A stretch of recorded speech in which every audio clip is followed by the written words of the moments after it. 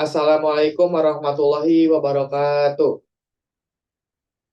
Bismillahirrahmanirrahim. Alhamdulillahirrabbilalamin. Wabihi nasta'in. Wa ala umuri dunya. Wa din wa ala alihi wa sahbihi ajma'in.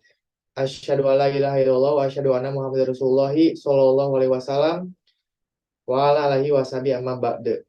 Sebelumnya, izinkan perkenalkan diri terlebih dahulu. Nama saya Rizky Setiawan. Di sini saya selaku moderator yang akan memandu presentasi pada materi kali ini. Pada materi kali ini mengenai tentang mikosis superficial dan kutan serta pengobatannya. Mangga boleh di-share terkait materinya.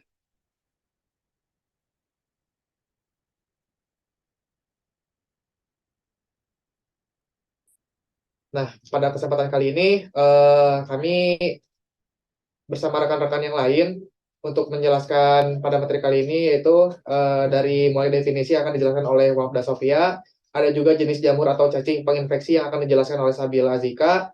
Yang selanjutnya ada jenis infeksi yang akan dijelaskan oleh Resa. Kemudian cara dan lokasi infeksi yang akan dijelaskan oleh Ajeng Mergi Agatha. Lalu selanjutnya ada gejala yang akan dijelaskan oleh Salwa. Lalu selanjutnya ada pengobatan, zat aktif obat-obatannya serta mekanisme dan efeknya yang akan dijelaskan oleh Salsabila Ramadhania dan juga Anissa Dila. Pada pertama yaitu mengenai definisi yang akan dijelaskan oleh Wabda Sofia. Kepadanya saya persilakan.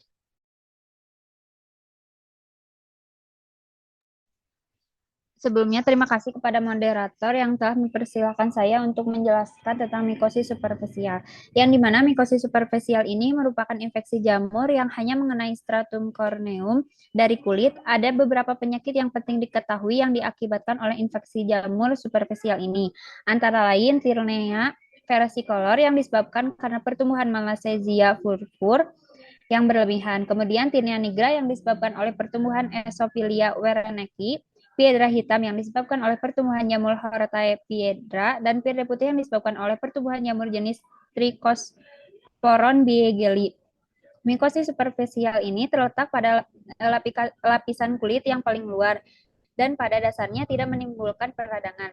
Mikosis kutan disebabkan oleh jamur yang hanya menginvasi jaringan superficialis yang terkena iritasi. Contohnya di kulit, rambut, dan kuku, dan tidak sampai ke jaringan yang lebih dalam. Bentuk yang paling penting dalam dermatofita, suatu kelompok jamur serumpun yang diklasifikasikan menjadi tiga genus. Yang pertama Epidopiton, kemudian Microsporum, dan Trichopiton. Pada jaringan keratin yang tidak hidup, bentuk-bentuk ini adalah artokonidia. Kemudian infeksi jamur kutan melibatkan komponen yang lebih dalam termasuk rambut dan kuku. Demikian definisi yang bisa saya sampaikan. Saya kembalikan lagi kepada moderator. Baik, terima kasih kepada Wafda Sofia yang telah memaparkan terkait definisi dari mikosis. Selanjutnya yaitu jenis jamur atau cacing penginfeksi yang akan dipaparkan oleh Sabila Azika. Kepadanya saya persilahkan. Baik, terima kasih kepada moderator yang telah mempersilahkan saya untuk menjelaskan mengenai jenis jamur. Jadi yang pertama adalah jamur Trichopiton sp. Jamur Trichopiton sp adalah dermatofita yang habitatnya di tanah, binatang, dan manusia, terutama pada daerah yang beriklim tropis.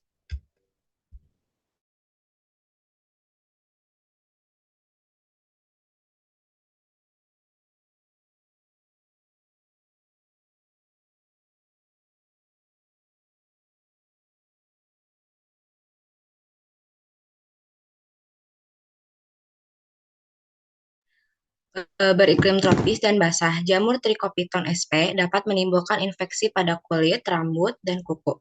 Infeksi Trichopiton sp menyebabkan timbulnya bercak melingkar yang tertutup dengan sisik atau gelembung kecil yang dikenal dengan istilah ringworm atau tinea.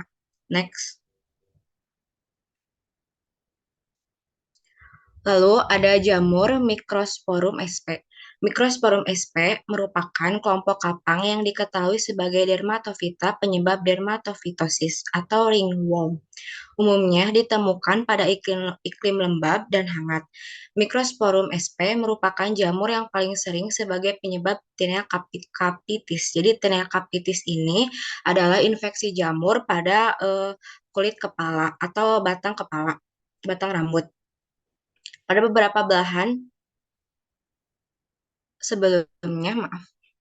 beberapa belahan dunia, di antaranya Brazil, Eropa Tengah dan Timur, Asia, Afrika, dan Australia. Next.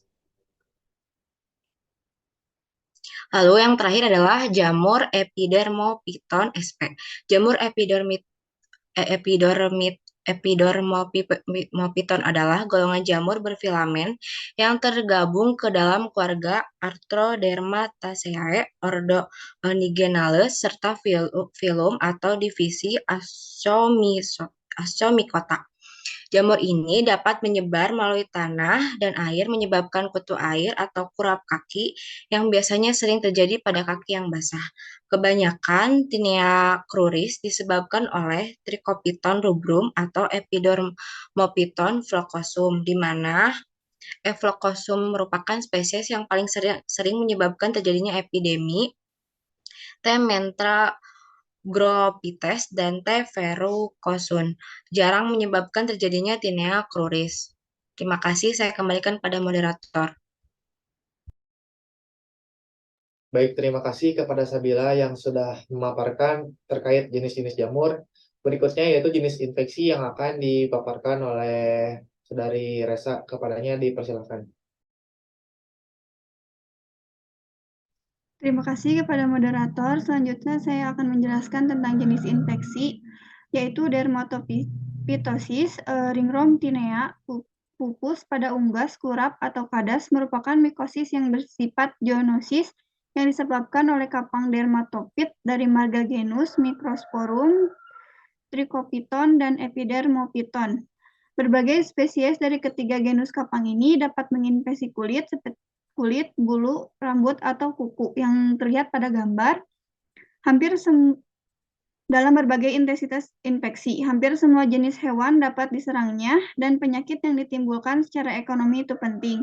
Kapang dermatofit yang sering dilaporkan sebagai penyebab ringworm pada hewan dan manusia ialah Microsporum canis, Microsporum gipsum, dan Trichopiton metagroptes. Terima kasih. Selanjutnya saya akan kembalikan kepada moderator. Baik, terima kasih kepada Endresa Nurul yang sudah memaparkan terkait jenis infeksi, yaitu selanjutnya terkait cara dan lokasi infeksi yang akan dipaparkan oleh Saudari Ajeng. Kepadanya saya persilahkan. Terima kasih kepada moderator. Di sini saya menjelaskan cara dan lokasi infeksi, cara penularan.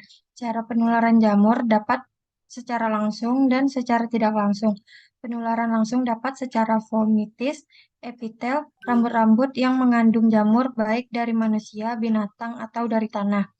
Penularan tak langsung dapat melalui tanaman, kayu yang dihinggapi jamur, barang-barang atau pakaian, debu atau air.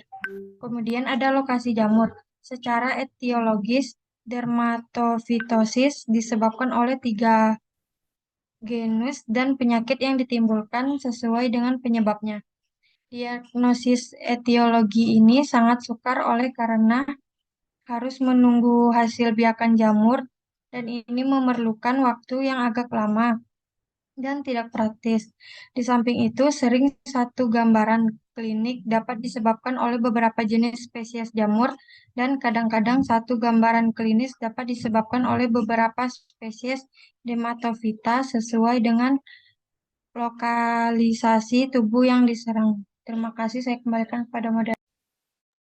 Baik, terima kasih kepada Ajeng yang sudah memaparkan terkait cara dan lokasi infeksi dari mikosis. Selanjutnya mengenai gejala mikosis superficial yang akan dipaparkan oleh Saudari Salwa. Kepadanya saya persilahkan. Baik, terima kasih. Saya di sini akan menjelaskan tentang gejala mikosis. Yang pertama ada gejala mikosis superficial. Yang pertama ada panu. panu atau Pityris versicolor, yaitu jamur yang menyerang permukaan kulit. Gejala yang muncul adalah bercak kulit berwarna terang, hipopigmentasi, gelap, hiperpigmentasi, atau kemerahan. Bagian tubuh yang sering diserang panu adalah area leher, pundak, punggung, perut, dan dada. Yang kedua ada kurap. Kurap atau tinea adalah infeksi jamur pada kulit yang dapat menyerang hampir di seluruh bagian tubuh. Gejalanya berupa ruam merah berbentuk melingkar seperti cincin. Ruam kurap terasa gatal dan bila terdapat di kulit kepala dapat menyebabkan rambut rontok. Yang ketiga ada kandidiasis, yaitu dapat terjadi di mulut, kerongkongan, usus, dan vagina. Gejalanya berbeda-beda tergantung lokasinya. Sebagai contohnya, kandidiasis yang di mulut bisa menimbulkan gejala berupa bintik-bintik putih di dalam mulut dan bibir pecah-pecah. Yang selanjutnya, next. Yang selanjutnya ada otomikosis, yaitu infeksi jamur di lubang telinga. Gejala yang muncul berupa nyeri di telinga, gangguan pendengaran, dan keluar cairan berwarna putih atau abu-abu dari telinga. Next. Yang kedua itu ada gejala mikosis kutan. Infeksi yang termasuk ke dalam mikosis kutan itu diantaranya ada tinea pedis. Infeksi ini terjadi pada jaringan di antara wilayah jari-jari kaki dan berkembang menjadi vesikel-vesikel kecil yang bisa pecah sehingga akan mengeluarkan cairan yang encer. Infeksi ini disebabkan oleh T. mentagrophytes. Infeksi ini juga dikenal dengan sebutan kaki atlet. Yang kedua ada tinea captitis, yaitu dalam bahasa lokal infeksi ini dikenal sebagai kurap. Kurap ini terjadi pada kulit kepala dan biasanya terjadi pada anak-anak. Kurap ini biasanya akan hilang seiring bertambahnya usia, asalkan selalu diperhatikan dan selalu diobati. Yang terakhir ada tinea corporis. Infeksi ini menyerang bagian tubuh yang tidak memiliki rambut. Infeksi ini disebabkan oleh jamur E. floccosum, T. rubrum, dan juga T. metagrophytes. Sekian, saya kembalikan kepada moderator.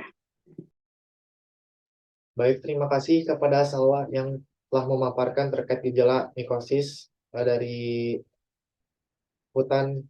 Selanjutnya yaitu mengenai pengobatan, zat aktif obat-obatannya, mekanisme kerja dan efek, bentuk sediaan obat dan kekuatan sediaannya, serta efek samping maupun efek toksiknya yang akan dipaparkan oleh Saudari Anissa Dila dan juga Salsabila Ramadhania. Kepadanya saya persilakan. Baik, terima kasih kepada moderator. Pada kesempatan ini, saya akan membahas mengenai zat aktif yang biasa digunakan untuk pengobatan mikosis superficial. Yang pertama ada ketoconazole, di mana ketoconazole ini memiliki mekanisme kerja mengganggu sintesis ergosterol dengan berinteraksi dengan C14-alfa dimetilasi untuk menghambat demetilasi lanosterol menjadi ergosterol, di mana ergosterol ini merupakan komponen penting dalam pembentukan membran jamur, sehingga efeknya dapat membunuh spora jamur atau antifungi untuk mengobati mikosis superficial. Biasa, ketoconazole ini dalam bentuk sediaan krim dengan kekuatan sediaan 2%. Adapun digunakan secara oral dengan kekuatan sediaan 200 mg untuk efek sistemik. Adapun efek samping yang ditimbulkan dari ketoconazole bila diberikan secara oral yaitu pusing, mual, diare, dan sakit perut. Untuk efek samping krim terjadi iritasi seperti kemerahan dan rasa terbakar. Next. Zat aktif selanjutnya yaitu terbinafin. Terbinafin memiliki mekanisme kerja dengan mengganggu pembentukan sterol pada jamur, di mana sterol ini juga merupakan komponen penting dalam pembentukan membran jamur. Sehingga ketika sterol dihambat, membran jamur akan melemah dan jamur pun akan mati. Efeknya dapat mengatasi infeksi jamur pada kuku ataupun kulit seperti kutu air, panu, dan kurap.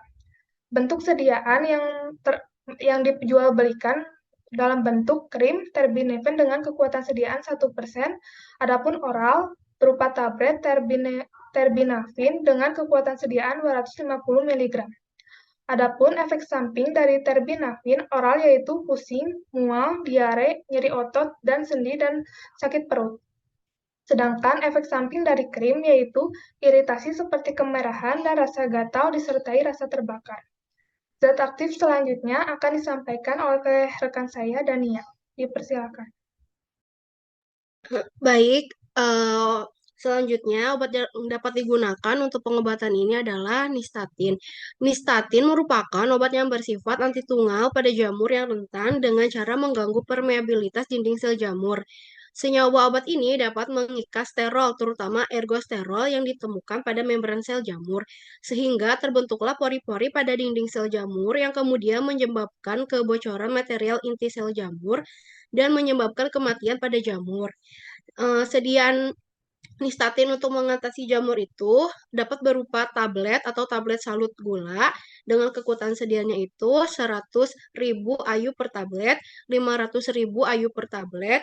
Dapat juga menggunakan suspensi atau obat tetes 12 mili dengan kekuatan dosisnya itu 100.000 IU per tetes, dan juga dapat juga menggunakan topikal atau salep dengan kekuatan sedianya itu 100.000 IU.